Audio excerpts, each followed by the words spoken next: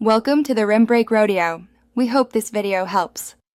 You start by isolating the shot you want to track and preparing it for analysis.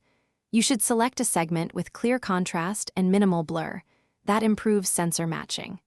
Once the clip is ready, duplicate the layer or nest it so you can apply tracking without altering the original.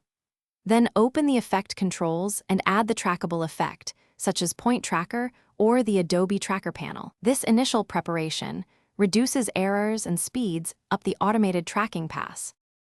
Now run the tracker, choose the appropriate mode for your objective, and start forward tracking. If speed is a concern, track at 1/2 resolution, then switch to full to bake final keyframes. This balances speed with precision. As the auto tracker progresses, pause and scrub to inspect.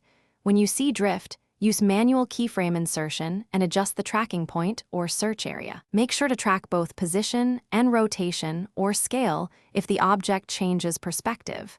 Finish by parenting your graphic, text, or adjustment layer to the tracker data and scrub the timeline to confirm alignment. Once satisfied, render a short section to check for artifacts at playback speed and then export using your usual preset. If you encounter slips or lost tracking, stop the pass and either boost contrast, expand the search region, or insert manual keyframes where the tracker lost the target. For persistent problems, consider switching to mask-based tracking or tracking a nearby rigid feature instead of a complex surface.